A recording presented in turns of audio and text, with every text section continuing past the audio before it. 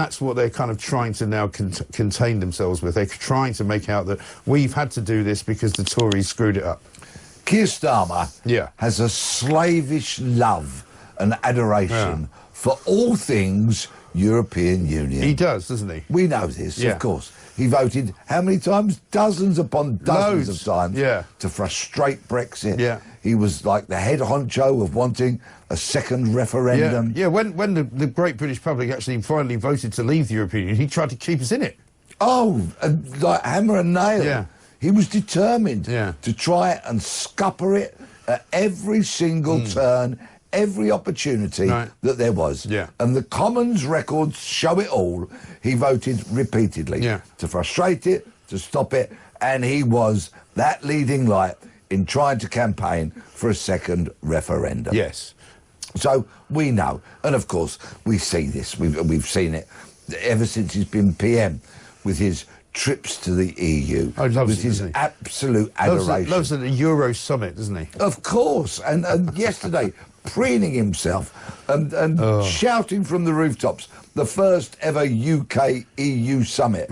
Like no British politician had ever spoken to a European politician before. Get a grip, Starmer. Yeah, really. Who the hell does he think he is? I know.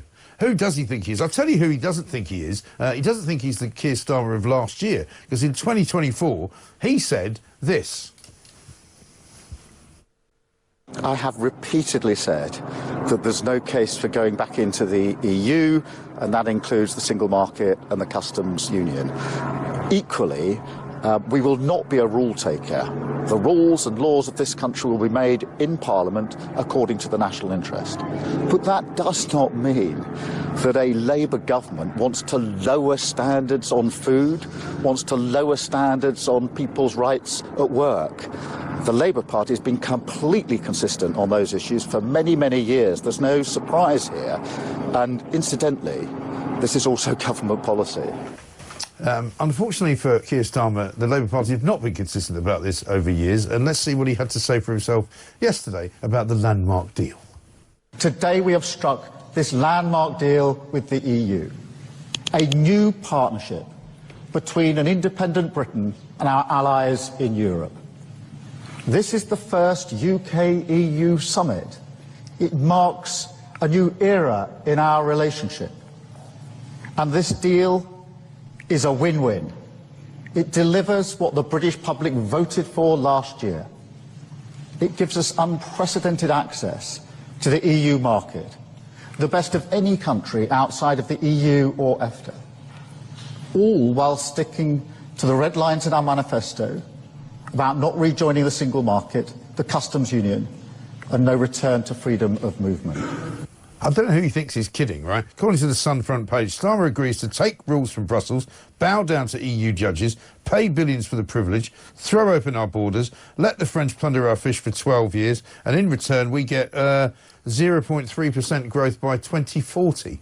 The brass neck of this bloke is absolutely unbelievable. What's wrong with him? When he says this is what the British public voted for last year, that's a veiled, pathetic reference to the general election. For which 20% of the public voted for Labour, right? And of course that general election was a protest vote. It was. We always hear about by-elections being protest votes. That was a general election that was in its entirety a protest vote to get rid of the lamentable Tories. People didn't elect Starmer on the basis of a manifesto that everybody bought into by an ideology that was going to revamp this country and take it into a different direction and make it great Britain once again. Millions of people voted simply to get rid of the Tories. They did. Which is why their popularity, Starmer and this government's popularity, is already tanking because people's protest vote was realised, it did get rid of the Tories, that so many people are going, look what we've got. I know. This is not what we want. Exactly right. And I mean, people said, you know, it can't get any worse than the Tories. And I used to say to them, well, it can actually. And so it's proved. It has got an awful lot worse. Richard Littlejohn in the Mail today, we're dealing with a Prime Minister who hates Britain, or at least the British people who embraced Brexit. Now we've all been done up like a kipper. And again, fishermen's fury as Starmer allows EU trawlers access to British waters until 2038.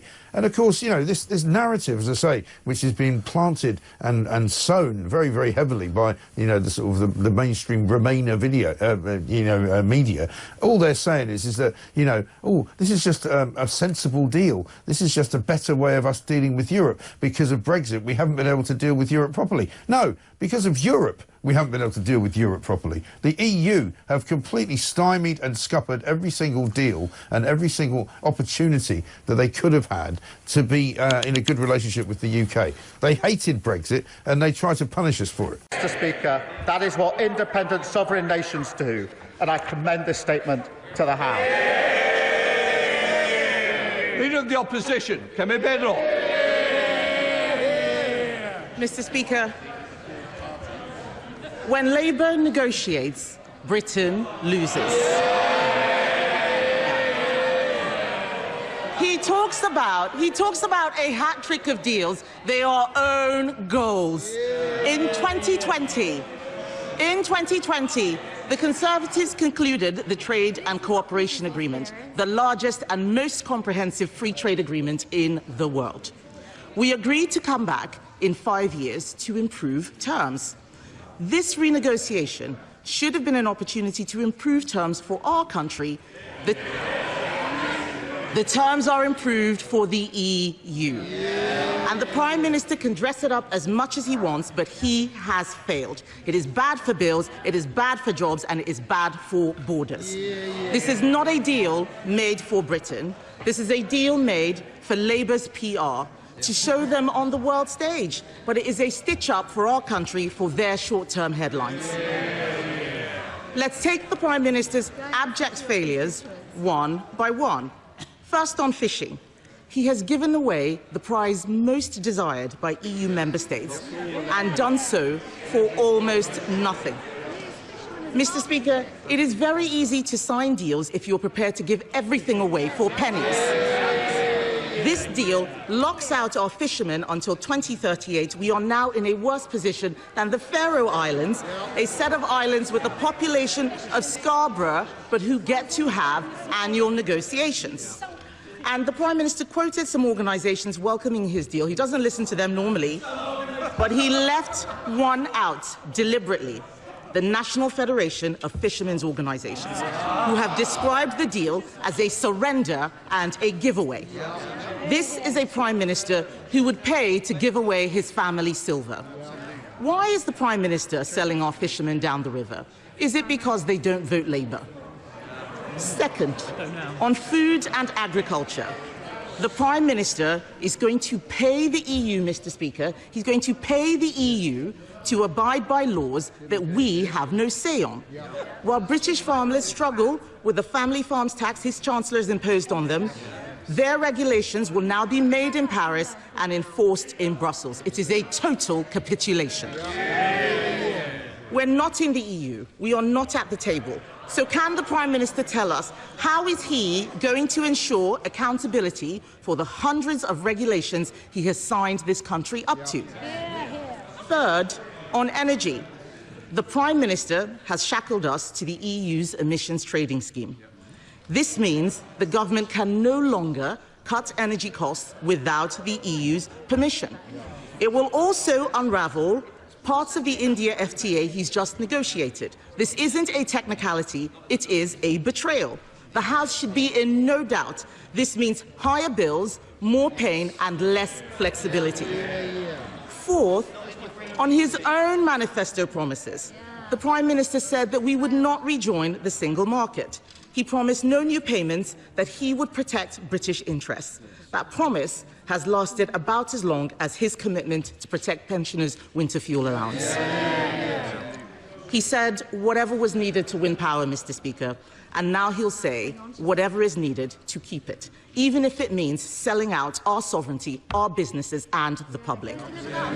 The truth is that most of what was announced yesterday was not a deal. There was no binding agreement on anything. Most of the items outlined are simply agreements to enter into further discussions we are already having. The Prime Minister is boasting that we will now avoid airport queues because we'll get access to EU e-gates. It sounds great, except it isn't true. Some airports already allow it. This deal does not guarantee it anywhere. Each country still has to agree. And that, Mr. Speaker, sums up this deal perfectly. It is a lot of spin to disguise the terrible substance. Having previously ruled out a youth mobility scheme, the Prime Minister is now desperately trying to hide his latest U-turn by rebranding it as an experience. This is risible. We have no details on any cap, no details on any time limit, which begs the question, why is the government talking about increasing migration before it has got a grip on the small boats or the legal migration system? I know the Prime Minister doesn't like answering questions, but people out there want to know, can we have some honesty as to what has been discussed? How many young European workers does the Prime Minister think would be acceptable? And will they be able to bring dependents? Even the defence commitments in this deal are hopelessly one-sided. We're making payments, but they are offering dialogue and consultation. This is a pitiful return for the country that leads NATO in Europe with troops on the ground in Estonia defending our allies. Can the Prime Minister tell us why there's not a single word in his statement about the money we will now be sending to Brussels? And can he set out how much those payments will cost taxpayers? Mr. Speaker, in government, details matter, and so does honesty. They're laughing, but this is a bad deal for the country. Look at them. This is how they laughed at the budget. They have no idea what it is they signed up to. He said he would stay out of the single market. He's going into the single market for agri-food, electricity and energy. He said he'd stay out of the customs union, but he is accepting EU tariff rules. How does he plan to stop the EU changing them to our disadvantage? He has no idea, neither do any of them. Because the British people know, Mr. Speaker, when they are being misled. They know that headlines fail. He didn't listen to the CBI on the jobs tax. He didn't listen to the FSB on the family farms tax. This deal has already unravelled. The damage is becoming clear. The political consequences will be huge. And here he is, trumpeting his success. And when he stands up in a moment, he'll deflect, he'll dismiss, he'll distract. But we all know the truth. This was a fiction of a speech, a fraud of a deal, a failure of a Prime Minister.